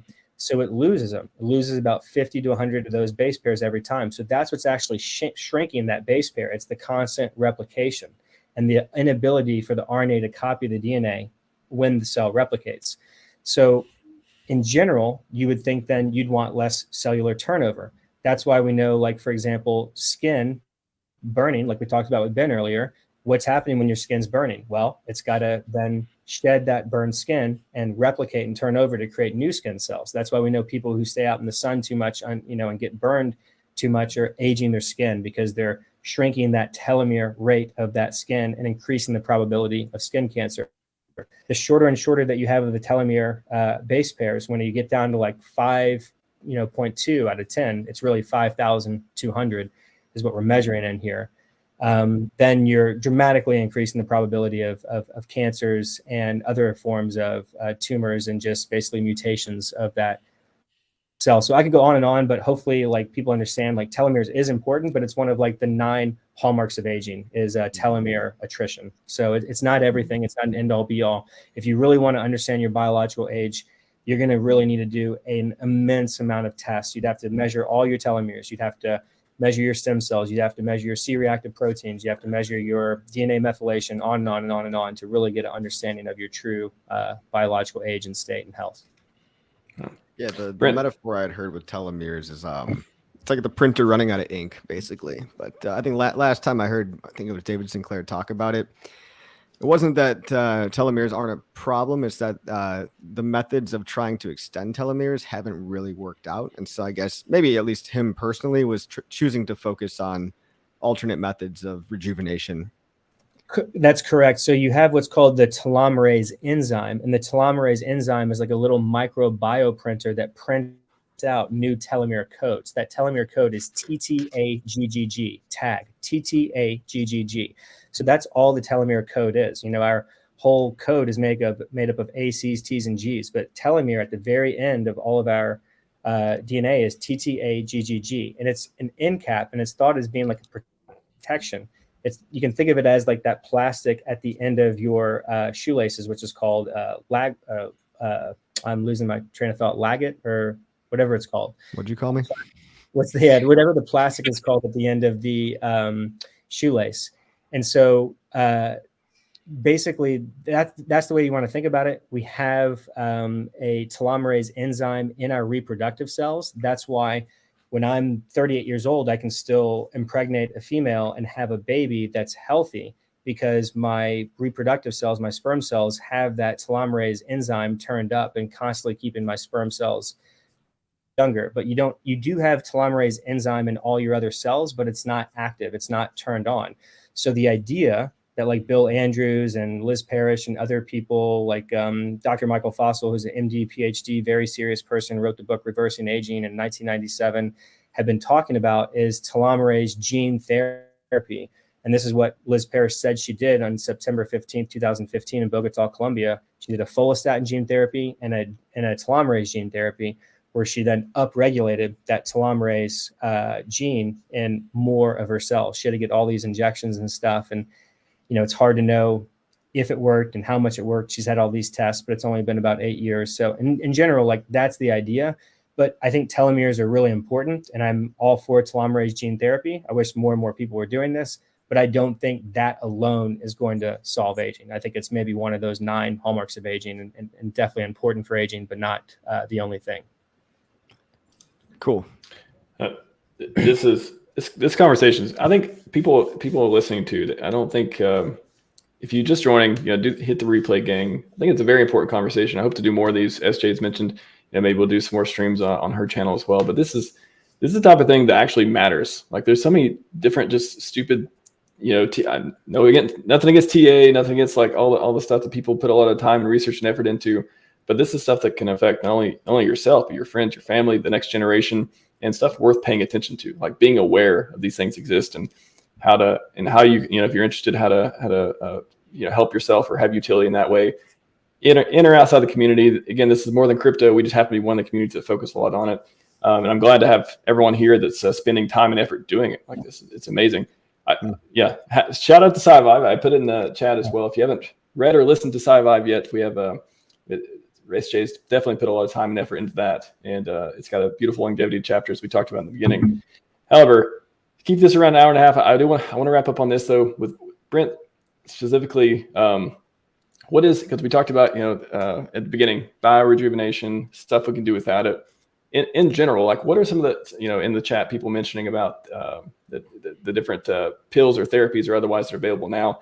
What is available now, Like, what are the things that you've had experienced or otherwise, you know, are popular in the research, have been tested, or maybe not so tested so much, but are otherwise, you know, around that you like to talk about? And then what are we looking forward to a decade or two from now? Like, what is it that we can do now to help ourselves? And like, what are you looking forward to that is being worked on?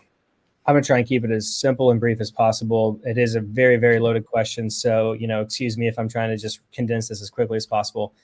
I had mesenchymal or mesenchymal stem cells, also called as medicinal signaling cells, MSCs, injected on December 20th, 2018 in Mexico at a place called Dream Body Clinic. Josh Kettner is the owner there. I strongly believe that it helped me. I did a whole playlist. You can go to my Brent Nally YouTube channel, click on stem cell playlist, and you can see not only did my wife record every single injection that I did and where I did it and why I did it, but then I did a follow-up video right after in my hotel room, kind of sharing my afterthoughts. I did a 1 month, 2 month, 3 month, 8 month, 12 month update to try and explain not only what I was thinking, but explaining my entire lifestyle. If you're going to get any type of biorejuvenation therapy, I strongly recommend that's when you want to live as healthy as possible, have the healthiest lifestyle so you can allow this therapy to potentially give you the best results. So I think stem cell exhaustion is one of those 9 hallmarks of aging that I was just talking about, with telomeres being another one. So stem cell injections, exosomes injections. Exosomes are the little tiny vesicles that the stem cells secrete. They secrete cytokines, trophic factors, stuff like that. So as far as biorejuvenation, stem cells, exosomes, there's PRP. I also had PRP injected on that day, December 20th, 2018. PRP stands for platelet-rich plasma. So they've been doing this in the US for decades. They basically take your blood out, they put it in a centrifuge. I show this in my video. They remove your platelet-rich plasma and then inject that into you. There are, you know, all the things we talked about before: red light therapy, sauna, cold shock, getting really cold and really hot, but obviously using common sense with this, listening to your body, being smart, don't overdo it. These things really help. The reason why it helps is because of what your body creates. When you get really cold, your body creates cold shock proteins. When you get really warm, your body creates heat shock proteins. One of the other 9 hallmarks of aging is called loss of proteostasis. What this really means is that your whole body is made up of proteins. You have your basic DNA. Your cells are creating, your DNA is pumping out and making proteins. So that's what the code is all meant to do. Your body is just made up a bunch of proteins. So you have, as you get older, your proteins basically get damaged and misfolded. This is, again, one of the 9 hallmarks of aging, called loss of proteostasis. What these cold shock therapies and cold shock proteins and heat shock proteins do is they can actually bind to these damaged proteins and get them to either fold back to where that they're supposed to be, and so that they can work the way they're supposed to be, or basically, if they're too damaged, kill them off and have your body recycle them. It's basically autophagy, or eat thyself is autophagy, eat thyself. So I could just pretty much go on and on. I think HBOT, we talked about hyperbaric oxygen therapy. There are actually places now, at least in the US, and I'm sure other places like Europe, that offer these things for relatively, cheap prices. You know, obviously depending on how much money and stuff. I think we have an audience here of hexicans and, you know, people who are into crypto probably have some money to spend, and if they're watching this, they probably care about their health. So there's places now that you can find, if you just Google it in your local area, that will give you access to stuff like that. NAD plus infusions. NAD stands for nicotinamide adenine dinucleotide. NAD is a very crucial molecule in your body. If you, for example, snap your finger and lost all your NAD in your body, you'd be dead in like 30 seconds. So it's very crucial for living. On my Lifespan News show, I did a whole episode on NAD plus a couple of years ago in 2021 that I think is still pretty good. So you can search for that. It's like a 6-minute video, tell you everything about NAD. Just because I'm going too long, we'll kind of end it there, right there, on like kind of what you can do. All the normal stuff we know, we already talked about, like sleep, exercise, diet. All that stuff is like very specific to you and your goals and your age and your health and stuff like that. So we can't go too deep into that, but just on sleep, rapid fire, try to go to bed and wake up at the same time every single night. That's the number one thing that the research shows is most important. I know that can be very difficult for people that travel. I have 2 little kids under the age of 4. It's almost impossible for me, but that's the goal. That's what the research shows. You want it to be about 62 to 68 degrees Fahrenheit. If that sounds too cold for you, then make sure that you have some thick blankets, covers that go all the way up to your neck. your brain has to lower about 2 degrees Fahrenheit to go to sleep. That's why it can be really hard to go to sleep when you're hot. That's why when you wake up sweating, it might be hard to get back to sleep. You can take a hot shower about 2 hours before you go to bed. The reason that will help is because your body, as it's trying to compensate and get cooler, it's actually going to be lowering your brain's temperature through that mechanism. So try to take a hot shower maybe 2 hours before you go to sleep. Start turning down the lights down. Start turning off all the electronics and everything you possibly can, maybe about an hour or 2 hours or so before you go to sleep. That will really help. The blue light constantly coming to your eyes is upregulating. It's stopping the production of melatonin. Your body is converting serotonin into melatonin. A lot of people don't know this. So the way that you even create serotonin is actually in the gut. So first you need to have a healthy diet so that you're producing the right amount of serotonin. That could be a problem. Then once you have the right amount of serotonin, you need to either wear blue light blocking glasses or just turn off as many lights as possible so that your brain can actually convert that serotonin to melatonin so that you can actually go to sleep. I don't recommend taking melatonin pills on a daily basis. If you just got done traveling or something like that, then it can be helpful for a day or two while you're getting over your jet lag and the time change and stuff like that. You want it to be as dark as possible in your room. You want to have black. You want to have blackout drapes if you possibly can. You want to have an eye mask if you possibly can. And we talked about earlier, don't eat or drink anything about 3 or 4 hours before you go to bed. That helps prevent you from getting up to pee. So you want to have that restful, deep sleep. The research actually shows you don't actually need 8 hours of sleep. That is kind of a fake number. If you think about it, the sleep cycle is about 90 minutes.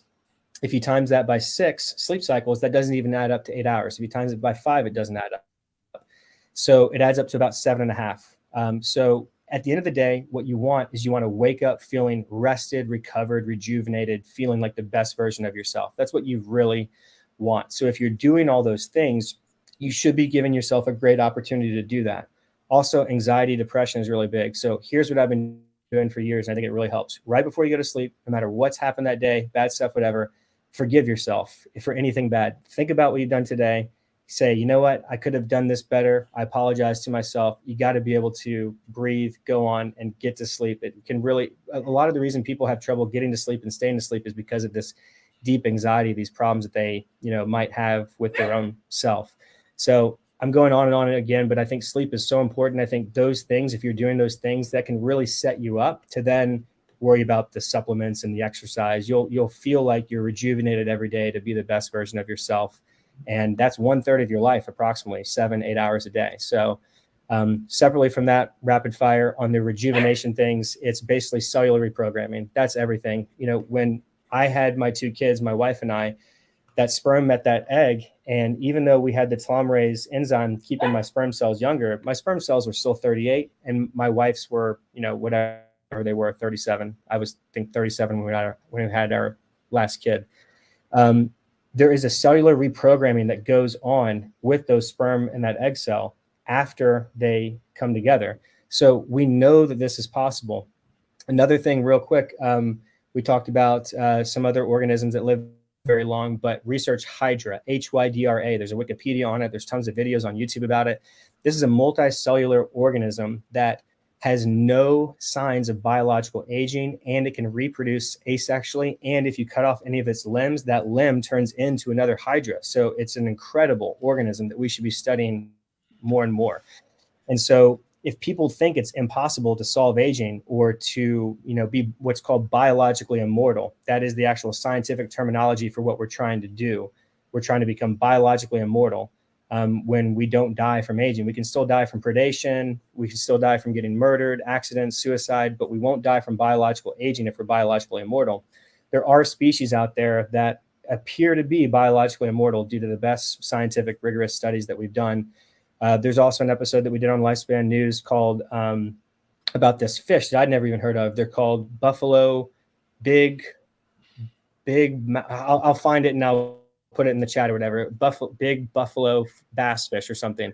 I was blown away. These fish appear to actually get more and more healthy as they aged. In this study, they aged the fish everywhere from age 2 to 100. I didn't even think this was possible. We're just talking about reversing aging and staying young. What if we could actually just get more and more and more healthy as we grow older? And and become like transhuman with more and more powers, not in like a bad way, but like just why can't the future just be more awesome if we just work on it, right? So these are the things I want people to think about. All this code, if you think this isn't possible, all these organisms that we talked about, they are all just made up of A, C's, T's, and G's. That's what on Earth, every single living species, including plants, trees, they're all just made up of A, C's, T's, and G's. What is the code? What is the code that they have that's getting them to be biologically immortal? If we can figure out what that code is and then code that into us some way, boom, cellular reprogram. David Sinclair and many other entities like Calico, Altos Labs, Retro Biosciences that Sam Altman, the founder, co-founder, and CEO of OpenAI, invested $100 million into, are all working on cellular reprogramming. That is the key. Can we do it with a molecule where we just take a pill? That is what they're working on. That's what David Sinclair is working on. That's what I'm excited about, because delivering cellular reprogramming through like an actual injection, you'd have to deliver it to that basically all 40 trillion cells in your body. That's basically impossible. We got to be able to do it with a molecule to eat that doesn't get degraded through the acid, in our stomach. That's what we should all be working on, focusing on. That's what I'm most excited about. That was a long rant. Hopefully I answered the question as much as possible. You touched on a lot of very interesting things. Wow. That's Brent, thanks so much for working on this. That's another thing I think we really, not just having these conversations, but the ability for you to, spend time on this, be interested enough, and really want to make this contribution. And maybe that's something you can take us out on too, is we'll go through each person. You can start first, like, if, you find you on YouTube, you got Twitter, all that too, but can you just, what is your goal? Like, just, briefly, like, is this your life's work? Is this something that is this what you want to pursue and really like see it through till we do have the therapies and stuff? 100%. If we don't solve aging, we're all dead. Everybody you've ever known and loved, including yourself, is dead. So that's the goal. We need to solve aging or we're gone. I say solve aging or die trying, just what other things would there be to kind of work on long term? It doesn't mean you can't like play with your kids or do whatever you want to do, go hiking, play basketball, play video games, like whatever, like enjoy life. The whole reason why I want to solve aging is just to have more time and enjoy life more and not miss out on all this crazy stuff that we're experiencing in reality. I had my company longevity plan. It didn't work out. It's not a bad thing. I learned a lot about it. It was my first startup. I had invested in other startups. I had gone through 3 acquisitions in Silicon Valley. I worked for big companies like HP, LinkedIn, Microsoft, and San Francisco and stuff. But it was my first startup, and I started it in 2020 during the pandemic. So I recognized some mistakes that we made, but some of it looking back, like, I don't know if they're really, I did make some clear mistakes, but other things, it was just a crazy time. And so we shut that down earlier this year. I'm working on something else right now. That's, I mentioned it earlier. I have the solvingaging.com. There's nothing there yet, but I'm planning on basically taking all the LLM type stuff. I'm already working on one of my co-founders' longevity plan, Vladimir Trofanov, taking, he's already been working on this. It's a real prototype, but it's still in Russian right now. We want to move it to solvingaging.com. I have the follow Solving Aging on X, formerly Twitter. And I have Solving Aging YouTube channel. You know how they switched everything to handles on YouTube now. So I have at Solving Aging. I've never uploaded a YouTube video to it, but I have that digital asset, and I have Solving Aging on Instagram and solving.aging. I think it's a great way to like communicate this stuff, because nerds in longevity are like, is aging a disease? Is it not a disease? There's implications for why like we would want to call it a disease, because you can't make any drugs for anything that's, the FDA can't approve anything that's not, called a disease, and you can't try and treat or anything. So that's why they care. I don't care whether it's a disease or not. It clearly is like a disease that's killing us. So I just try and remove that word disease and just say it's a problem that we need to solve. So let's solve aging. We need to find ways to get through all these BS barriers and focus on the one thing that is actually coming for us. Like Richard Hart has so eloquently said for so many years. You can find Richard. He didn't have, his last name Hart on YouTube. I think Richard's okay with me saying this. I say it as a positive to him. You could find him on 2008, old Richard Hart on YouTube, unless somebody scraped it, talking about this stuff and trying to get people to donate money to that guy right there on screen, Aubrey de Grey. I mean, Richard's been studying this stuff for a long time. Props to him. He knows his stuff. He might not keep up with all the research, and stuff like I do, but he knows the high level of this. And that's all anybody really needs to know, is like the high level, the basic philosophical reasons why we're doing this, and the basic high level of the science of what to do to live a long, healthier life. So sorry to go on and on. I was just trying to answer your questions.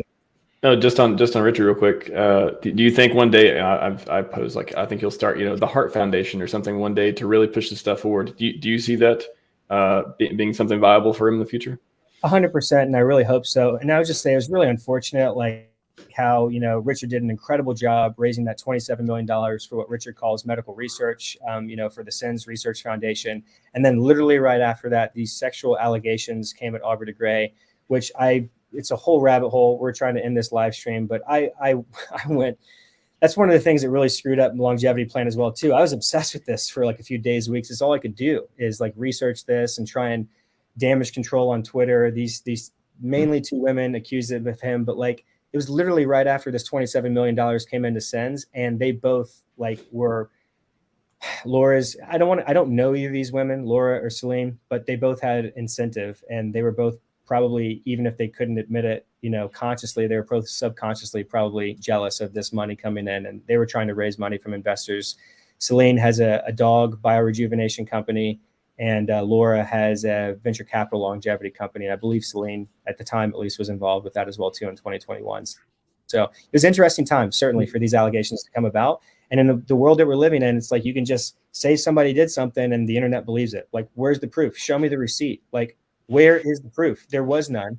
And there were accusations that were made. And it was just really frustrating. And Richard is at no fault to Richard. It was just horrible timing.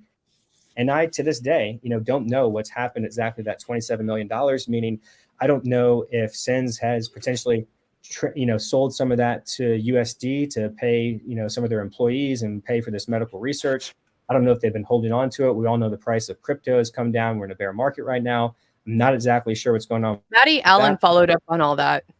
Okay. You can find it on his channel somewhere. I forget. I actually don't know exactly, but I know that he did a follow-up to find out what happened with all of it. Thank you, SJ. And the last thing I want to say real briefly is that it was a whole drama. I mean, it caused so much division and just sidetracking from our mission of solving aging for months and really years, even to this point. So what ended up happening is Aubrey has now started a new foundation called LEV. LEV stands for Longevity Escape Velocity. We didn't even talk about that or what that means, maybe on a different live stream. But Longevity Escape Velocity Foundation.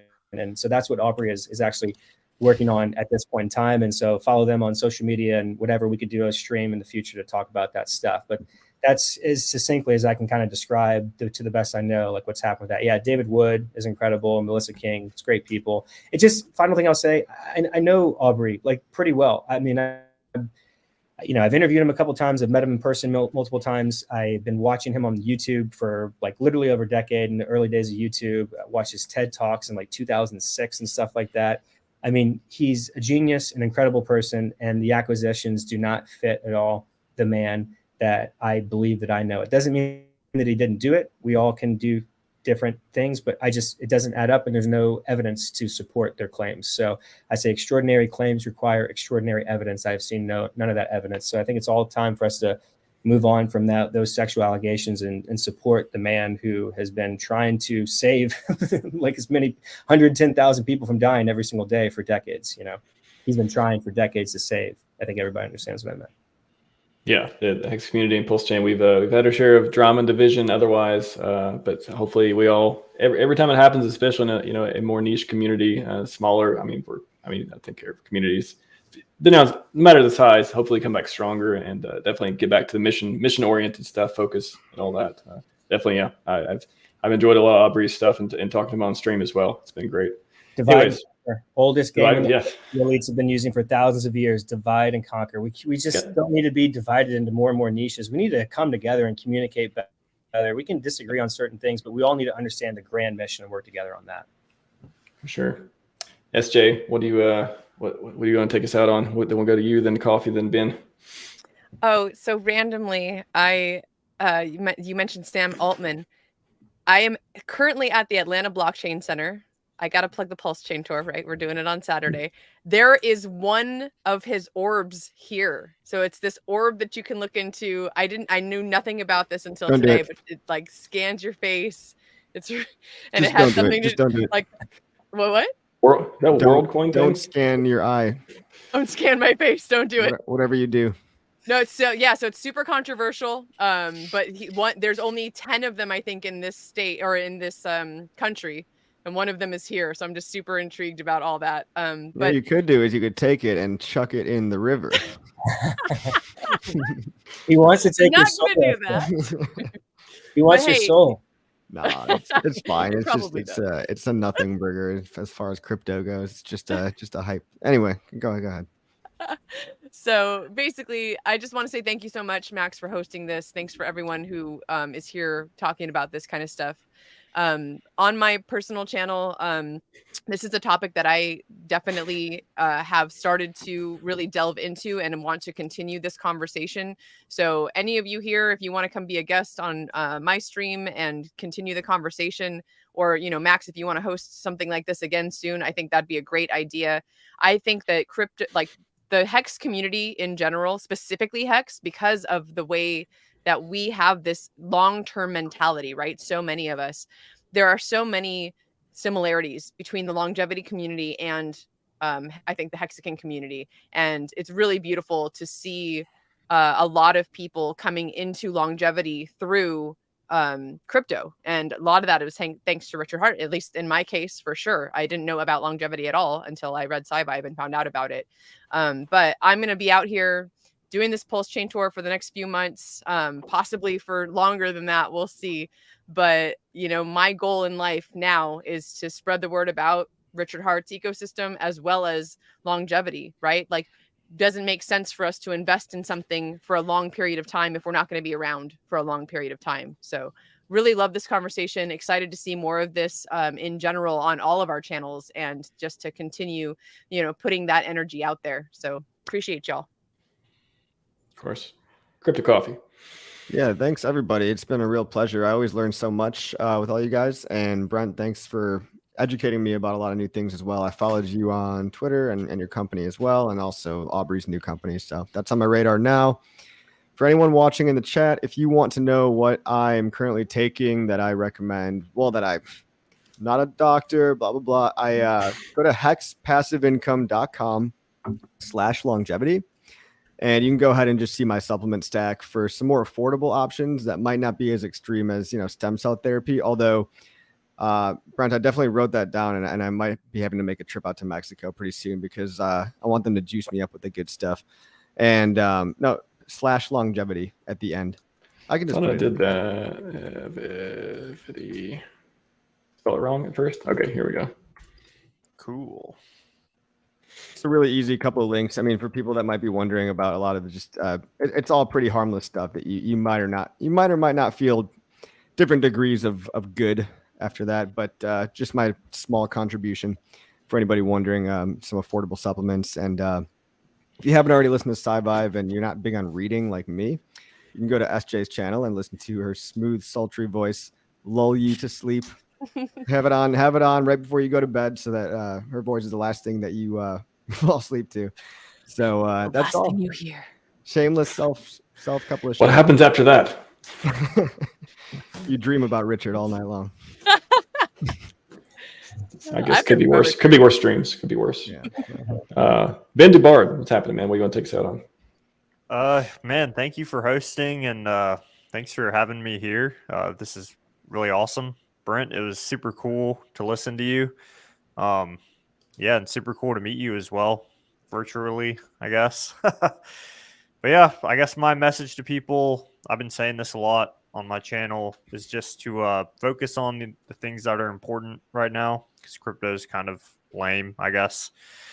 Right now, crypto sucks. It's pretty negative, pretty easy to put your energy into like the negativity going around. So yeah, your loved ones, I don't know whether you have a partner or whatever, just focus on that stuff and your health and your body.